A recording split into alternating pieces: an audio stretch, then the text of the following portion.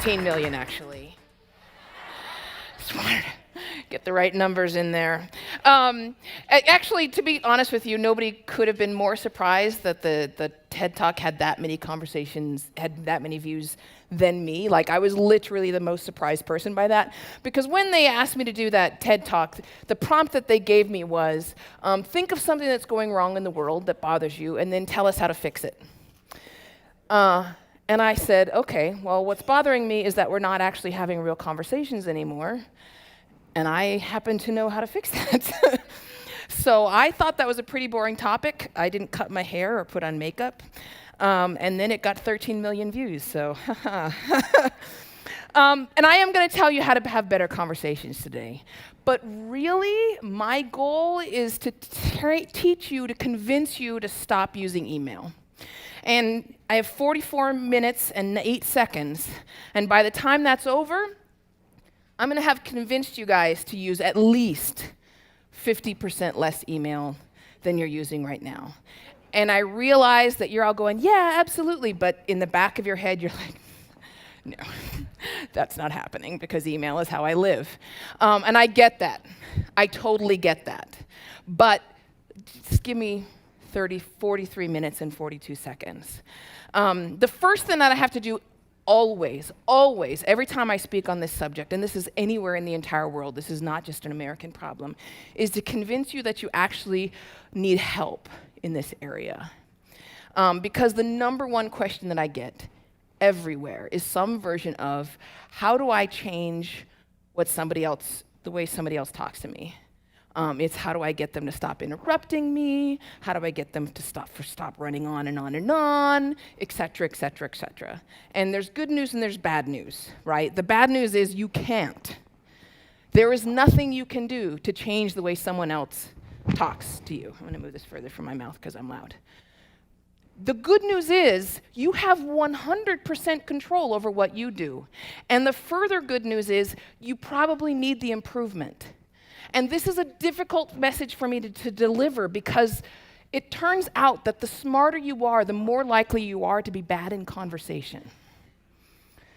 That's just the truth. So that's the way Thomas Jefferson says it. And this is a little bit confusing because he says, he who knows best knows how little he knows, right? What he's saying is he who knows the most actually is the person most likely to know how little that is. And it turns out hundreds of years later that science backs him up.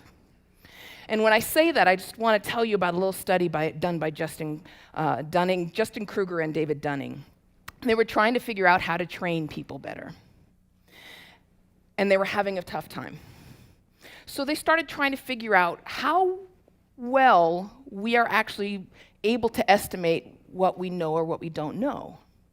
So they would bring in hundreds, in the end I think it was thousands of participants, and they would have them take tests in lots of different things. It wasn't just like math, some of it was humor.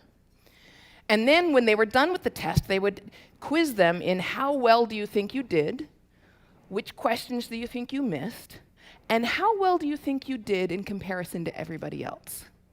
So here's the thing. The more incompetent you were in the subject, the more likely you were to say you were above average. It turns out that the exact same expertise you need to know how little you know is the expertise that you need to know that you don't know anything. Now, on the flip side of that, people who did really well also underestimated how well they did in comparison, but the reason for that was they assumed everyone else had done about as well as they did. They knew which questions they missed. They just thought they were average. But people, even in the 8th percentile, thought that they were above average. So this is the problem, and it's kind of the problem with conversation, because all the research that we have shows that we all tend to vastly overestimate our conversational skills and vastly underestimate everyone else's conversational skills. Now, one of the reasons for this is that we're not actually getting a lot of practice at it. And by that I mean we're getting a ton of practice at talking, but we're not actually getting a lot of practice at conversing anymore. We tend to avoid small talk every chance we can. right? You bury your head in your phone so the Uber driver doesn't make eye contact and start talking to you. You get in the elevator and you pretend you're there by yourself, or you have a really tight smile and go, "Hi, how you doing?" Right? We avoid small talk as much as we possibly can. And that's especially true at work. We don't want to get involved, and we think of it,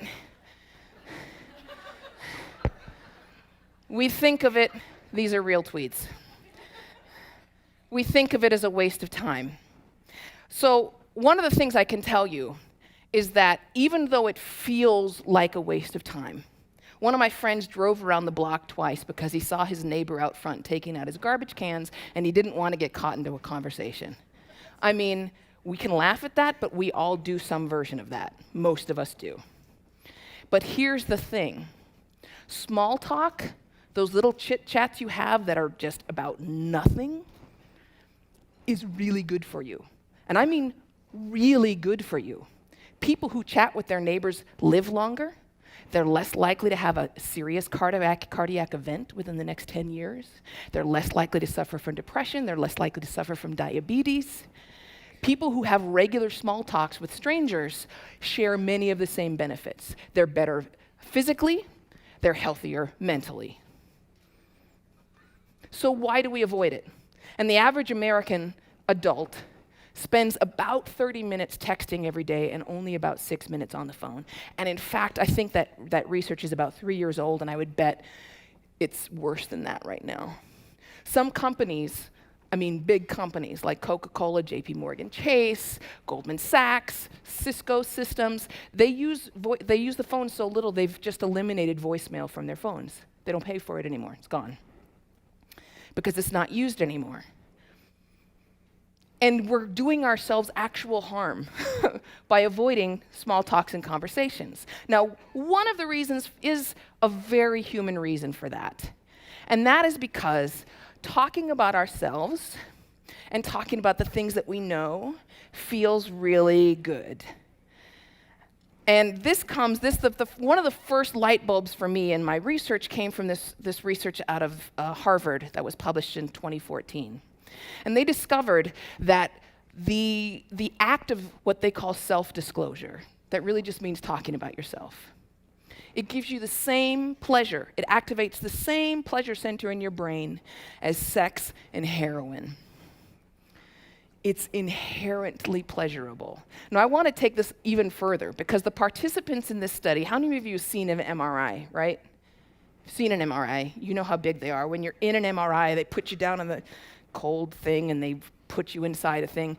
So these people chose a lower salary. They chose to be paid less for their time in order to continue talking about themselves. And because they were in an MRI machine, they had no idea if there was anyone else in the room. Think about this for just a second. They may have been talking about themselves to an empty room for all they knew, but they still chose to be paid less. That is how inherently pleasurable it is for us to talk about ourselves. Everybody. That is a human thing. But sadly, it kind of messes with our estimation of how well conversations go. Because let's say you had a really great, what you thought was a fantastic job interview, and you got out of it feeling awesome, and you're like, I'm gonna get that job, and then you didn't. Or like a date, and you were like, oh man, we really connected, because you feel great and you feel pumped up, right? And then she or he never call you again. That's because the little pleasure thing is in your brain every time you talk about yourself going, and you feel awesome, and they don't have that same experience. This is one of the reasons why we're not that great at estimating how good we are in conversations. And how bad is it? It's pretty bad. It's pretty bad at this point. It's happened a little bit gradually, so maybe we haven't realized how much the amount of time that we spend talking to each other is, how low that has gone. But at this point, the United Nations says that more people have access to a cell phone than have access to working toilets in the world. And very few people, in the developed world at least, actually use those cell phones to make calls. We use them to text, and we use them to email. How many of you regularly answer email in your off hours? It's okay, you can raise your hand. I'm not going to yell at you. It's more than that. I know the statistics. How many of you, at this point, don't even think anything of it? It's not even a special thing when you answer email in your off hours, right? Like, we've seen all the 1960s and 70s shows where the dad says, "Oh, I'm bringing my work home with me tonight, Martha, sorry about that." We don't even mention it anymore. Like, that's what we do. That's how we communicate with each other. But here's the problem with all of the ways in which we have replaced regular human conversation. And by that I mean face-to-face or voice-to-voice conversation. The problem with that is that we as human beings need face-to-face and voice-to-voice conversation. That's how the human race functions. And over the past 30 years, empathy has dropped by 40%. And almost all of that has occurred since the year 2000. Now, empathy may be one of those soft skills that people don't like to talk about, or they grimace when you say you're going to address that in your training.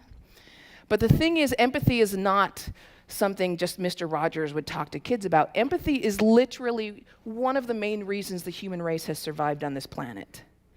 Because we're all not all that great one-to-one with most other animals. Like, we lose to a mosquito in a lot of places. Like, we're not that intimidating. We have not survived on the planet because we're stronger or faster or tougher. And I hate to tell you this either, we're also not the smartest. That belongs at this point to dolphins and whales. Dolphins and whales can project the image of a fish into another dolphin's mind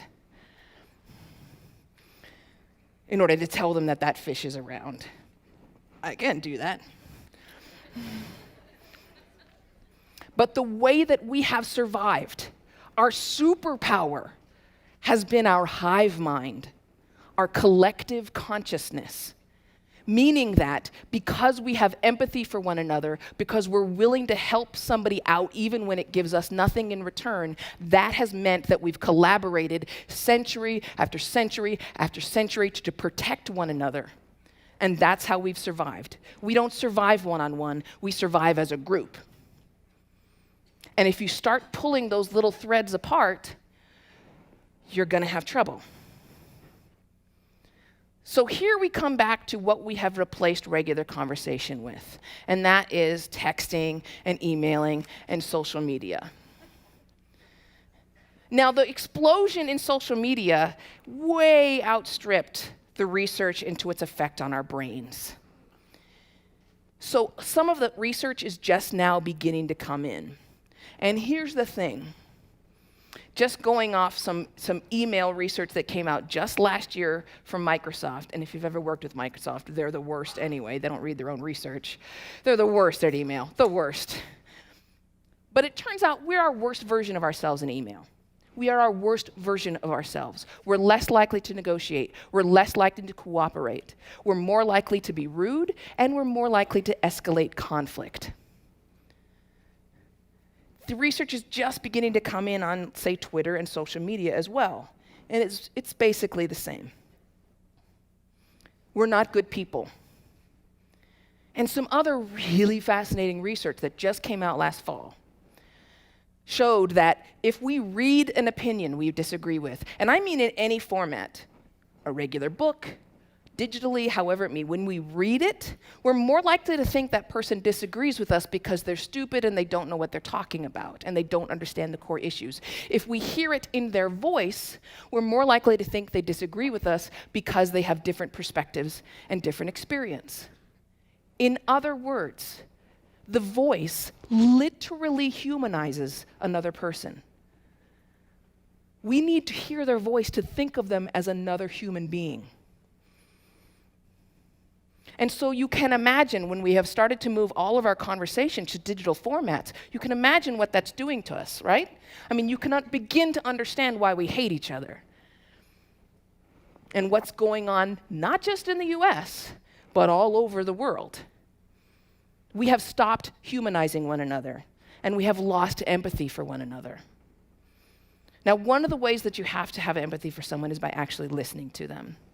And this is difficult when you're in a position where you're training people, because I'm going to explain to you why lecturing and educating is the enemy of conversation. But let's start with listening.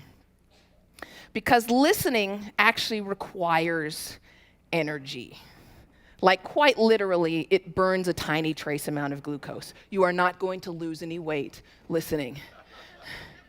But I'm just telling you that to let you know that, in fact, if you sit there listening to someone in an intense, focused way for any period of time, you'll feel tired. And there's a reason for that. You've burned energy. And so sometimes we avoid it for that very reason. We've worn ourselves out doing other things. And so we can't bring ourselves to listen to someone else. And I get that. But if you can't listen to someone, you have the modern version of conversation, which is this person saying what they know and think, and then this person waits till they stop talking and then says what they know and think, et cetera, et cetera, et cetera, et cetera. They don't listen to one another, don't really respond to one another. They're really just waiting until the other person takes a breath so they can fit in what they've been waiting to say for the past 3 minutes. And one of the reasons I know this is because they did a study, and I mean it was worldwide. They looked at Mauritania, Japan, all kinds of countries. And what they were looking for was the average amount of time we leave between one person finishing a sentence and another person starting another sentence. Worldwide, the average amount of time is less than half a second. So there's no way we are actually listening to everything the other person says. We're assuming we know the rest. And our brains are going, okay, wrap it up. I got something to say. And we stopped listening because what we have to say is really good and it's clever, or it's this awesome story about meeting Ellen DeGeneres in a coffee shop. And so we stop listening because we just want to wait until there's a break in the conversation where we can put in what it is that we're going to say. But what ends up happening is the modern version of conversation is a lecture. And even though we're not like being teachers. Now, I'm not talking about your training. That's where you literally have to lecture. I'm talking about the conversation part of it. One should never enter a conversation intending to educate somebody, ever. I don't care how dumb you think they are or how wrong you think they are. When you are trying to educate someone, you are quite literally putting yourself on a higher status than they are, which means you won't really listen to them, won't really respect it, and they're going to feel defensive. So your conversation is over before it begins. Instead, again, flip your script. Go into every conversation assuming that you have something to learn. This is the way Bill Nye says it. But let me tell you something. After nearly 20 years interviewing all kinds of people, from presidents down to kindergarten teachers and sanitation workers, I can tell you this. Everyone is an expert in something. Everybody knows something you don't. Everybody is an expert in something, which means there's something they can teach you. And if all you're doing is going to these conversations and educating people, you're missing out on a gigantic wealth of knowledge. You're missing out. Because you will learn nothing from what you say. You know all that already. I mean, Buddha said it a long time ago. He said, if your mouth is open, you're not learning. Even Larry King said it. He said, I will learn nothing from what I say today. I can only learn by listening. But we don't do it anymore. One of the ways that can help you listen really well, and it's a really good discipline, is to ask good questions.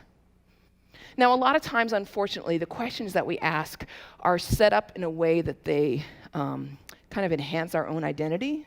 We ask questions in a way that show we either already know the answer, or they show how well informed we are, or we kind of ask such a long, complicated question that in the end it just ends up being a yes or no question, right? We're not giving control of the conversation over. We're retaining control with our question. Whereas if you ask a simple question, who, what, where, when, why, or how, you're saying, okay, now you tell me. Now you tell me what you have to say, and you hand control over.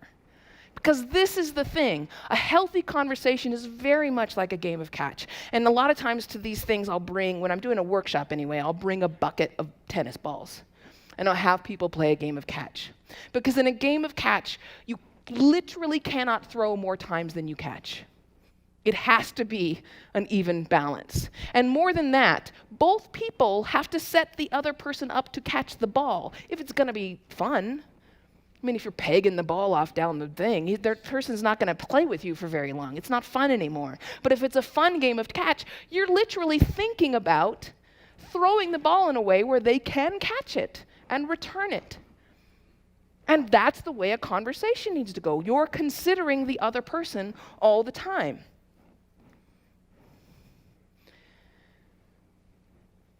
So if I can do anything, it's to make you start being aware of how little you let other people tell you what they know, and that you actually listen to them, instead of assuming that you know what they're going to say.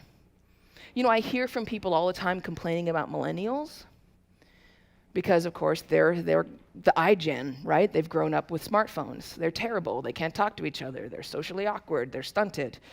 Okay. But I'll tell you this right now, research shows that people over the age of 50 and 60 are worse listeners than millennials are. Because possibly, somebody who's 50 or 60 years old thinks they've already heard it and thinks they know what's coming. So when we're going to go back to email here really quickly, because it's bad. It's a scourge upon the planet at this point. I want to tell you the things that email does well, because there's 4 or 5 of them. Number 1, email is really good at sending attachments, right? Great. It's awesome. I can send War and Peace at the exact same speed I send what do you want for dinner. Email is very good at sending agendas or lists. Here's the things we need for the party. Here's what we're going to talk about in the meeting. Email is very good at sending praise. We have found that people like to go back to those emails in which they were praised and read them over and over again. Email's great for that. Email is really good at sending follow-ups. So for example, let's say that you have something that you need to work out with somebody. So you call them on the phone, or you go to their cubicle and see their face, and you discuss it, and you talk about it. And then you send an email saying, okay, here's what I think we settled on. Boom. And the person either says, yeah, that's basically it with these 2 emendations, or they say no, and then you go back and talk to them face-to-face or voice-to-voice again. Now, I should say for this, in case you're a remote worker, that we found that actually FaceTime or Skype or whatever it is that actually shows your face is pretty much just as effective at this as seeing them in person. Just being able to see the human face has the same effect. But I will also say this. One of the big mistakes we make when we actually are on the phone is we try to multitask. How many of you are good at multitasking? Okay, you're afraid to answer. You're afraid to answer. Raise your hands. Because you know I'm about to tell you there's no such thing in the human brain. The human brain can't multitask. Now, like 4% of human beings are actually pretty good and passable at switching quickly from one task to another. The number of people who think they're in that 4% is pretty high. But let me give you some bad news about multitasking. Number 1, the attempt to multitask pumps dopamine into your brain. So when you're trying to do more than one thing at a time, it feels great. It feels really good. It feels like you're being very productive. And it also becomes addictive. But with every dopamine high comes a dopamine, which means you're going to go home that night and you're going to crash and you're going to be really fatigued. Way more fatigued than if you had just done one thing at a time. The other thing is, the quality of both tasks that you're trying to do goes down by a minimum of 20 to 25%. And your IQ drops by 10 points. Your brain can't do it. You're asking your brain to do something it can't do. And so it short circuits a little. Now, here's the thing. We have found those exact same results from people who leave their cell phones visible or keep their email clients open on their computers at all time. Why? Because your brain, part of your brain, as long as that is visible, is occupied in thinking about that cell phone. It's on alert. It's like a soldier at the gates of the fort, right? It's waiting so that it's ready if a notification comes in. Same thing if your email client is open all the time. It's waiting, which means, again, if you do that, your IQ falls by 5 to 9 points because part of your brain power is occupied in thinking about that phone. And here's another thing that we know. They did a study in Britain in which they asked hundreds of people to come in, strangers, and sit down and have conversations, like 10, 15-minute conversations with the other person. Now, in half of those instances, they walked in and they just set a cell phone down on the table. It belonged to neither person. It never made any noise. But the people who had a cell phone present and visible in the room came out and were 67% more likely to say the other person was unfriendly, untrustworthy, unempathetic, and unlikable. So if you go to lunch and you set your cell phone down on the table and you feel great because you don't look at it, what you don't realize is that that phone's presence is having an effect on your brain. It's distracting you. And on their brain, they don't like you. I'm simplifying just a little bit. Just a little. And this is the thing. This is the problem. Look, I have no problem with technology. Technology is fantastic. I've got a Fitbit. I have a Surface tablet that I love like my own child. I mean, I have every possible piece of technology. But what I have learned is how to use the technology for the things I don't do well and reclaim the things that I, as a human being, do better than any other species or piece of technology on the planet. And that is communication. Now, one little caveat here. Human beings are terrible at listening, just from birth. Okay, so here's the problem. If you've ever had a baby, you know that human beings don't come out of the womb knowing how to listen well. We come out of the womb knowing how to scream. And some of us just keep doing that for the rest of our lives. We have to actually learn how to listen. And another thing that we know, and this is not the fault of technology. Some of this research, the seminal research into listening, comes from a guy named Ralph Nichols, who we call the father of listening, and he started his research way back in the 1940s. Here's the thing. When he asked people to listen to someone talk for like 10 minutes, and he said, I'm going to give you a test. I want you to listen really, really closely. As immediately after they got done listening to that other person, they could only remember about half of what they heard. Within a month, they'd lost another 25%. And after that, it was gone. Which is why when you have annual conferences, you end up talking about the same stuff every year. We're not good listeners. And we have this excellent research out of Australia and New Zealand because they were trying to teach school kids better, in which they discovered that you do not improve your listening skills while you're doing something else. You have to actually take a class in listening in which they say, we're going to now learn how to listen better. And then at the end of the class, they say, okay, we learned how to listen better, and that was the only way they saw an improvement in listening. That was it. When it was specifically about learning to listen, not while they were listening to a biology lecture or anything else that was going on. So how many of you at some point were offered a public speaking course? Most people are at some point. How many of you were offered a listening course? Yeah.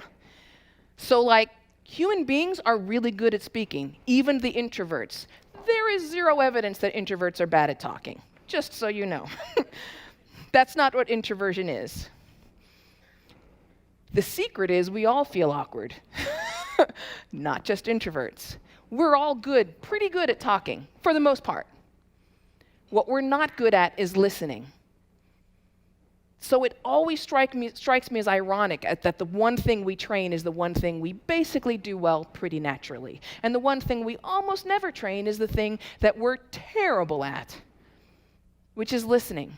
Now, you're not going to leave this ballroom and go out there and be like, I'm going to be a great listener for the rest of my life. That's not what's going to happen. You're going to have to actually work at it and practice. And there are ways that you can do that. I think everybody got a book, right? Because they're in there. I could go over them, but they're in the book. This is how you learn how to listen better. They're not easy, but they're simple. And you get a little bit better every single day. But one of the ways you do that, one of the best ways you can do that, is go into every conversation and make it your mantra. Okay, I'm going to learn something from this conversation. By the time this is done, I'm going to learn something from this person. And if you do that, think how brilliant you'll be. You'll be like having all these conversations and learning something from every single person. You'll be a genius level person. Not quite. The last thing not the last thing, but another thing I want to talk about is how to keep it brief. So over the past, say, 25 years, our attention span has been shrinking. And we can say that's a good thing or a bad thing. You can bemoan how well people used to read longer books than they do now. That's fine. But all I'm going to tell you is that this is what's happening. So on the internet, our attention span when we're surfing on the internet is about 8 seconds long. And that's 1 second shorter than the attention span of a goldfish. In conversation, our attention is maybe 30 to 60 seconds long. Now, one of the things I want you to do when you leave here is find a secondhand, an actual clock somewhere, and test. See how long 30 seconds is. And keep in mind that that's how long you can keep the attention of the person who's listening to you. And so therefore, out of selfish reasons, if you want them to actually listen to what you're saying and retain it, then you need to speak in 30 to 60 second chunks. And it helps anyway, because I think one of your other speakers talked about this too. The human brain cannot hold more than 3 or 4 things in it at any one time. That's it. After that, it just deletes something. It gets up to maybe 3 or 4, and then everything needs to be deleted. So if you're one of those people that goes on and on and on, that's okay, but nobody's going to remember anything that you said. And this also is especially the case among married people. And before you start to blame women, let me just tell you, it's exactly the same when it's a same-sex couple. Someone is going to be upset, and they're going to start reciting every single thing that's upset them that they can remember. And the other person will remember none of that, which means you're not going to get back the response that you want, which means you're going to do it again next time you're in a fight, however long it is between fights. So that's another thing, is keeping it brief. That's not necessarily the case in emails, although I mean, most of us don't. We see a long email, right, and we're like, ugh. Or I do.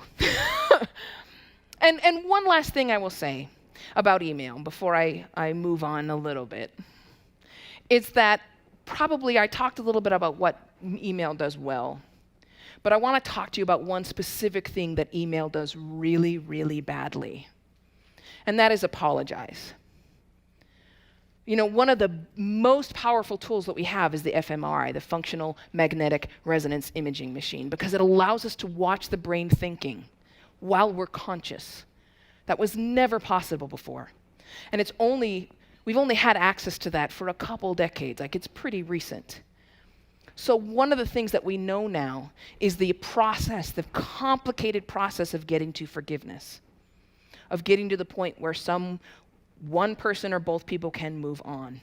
And it is a relatively complicated process. And I want you to take your right hand and put it at the top of your ear. Now move it up about 1 inch, move it back about 1 inch. That's your empathy center. That's the compassion center of your brain, right there underneath your finger. And when this gets activated, That begins this process of forgiveness that leads you to forgiveness and moving on. When someone reads an apology in any kind of written language, text, email, even at this point, handwritten, this never lights up. Nothing ever happens. Which means that complicated process never begins. Which means it's as though you never said sorry. Which means there will be no forgiveness, there will be no moving on. If you want to say sorry to someone, you have to call them or see them. Now, the reason we avoid that is because that's uncomfortable. We don't like to do it. But see, that's the thing. The discomfort is actually what makes that apology work. Because the other person sees you struggling to apologize, and then suddenly, bing, the compassion center lights up. And then you can move on. So if there's one thing I can get you to never do again, is send an apology through email. Just don't waste your time. Now, the last thing I'm going to talk about is the hive mind, and I kind of mentioned this earlier, how much we rely on one another. And to a certain extent, we've kind of thrown a spanner in the works because of Google, which is a very fine search engine, I might add, but it has made us all believe that we're experts in everything. Or we go on Facebook and we read like the first couple paragraphs of an article on merit pay for teachers, and so then we offer our opinion when someone starts asking about it. You don't know anything about merit pay for teachers because you read 2 paragraphs of an article on Facebook. I just want to break that to you.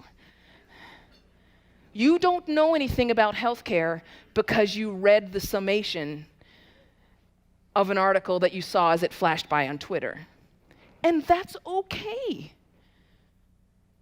That's the point. That's how we work. I don't know how to do brain surgery, but I can go find a surgeon who does and get his or her expert opinion. I don't know how to fix my toilet, frankly. How many of you could explain to me exactly how a toilet works? Exactly.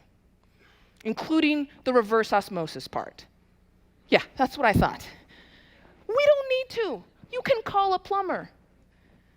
That's how the hive mind works. We all become experts in something. Some people become experts in more than one thing, and then we rely on each other's expertise. We are master communicators because we're supposed to be able to tell someone what we need, find the person that knows more about than anybody else, and then believe them.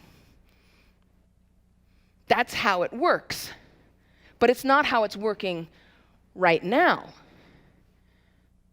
So there's this study that they did recently, and I'm going to tell it to you because it was the first glimmer of hope I've had. I'm a journalist. This has been a very depressing 2 years.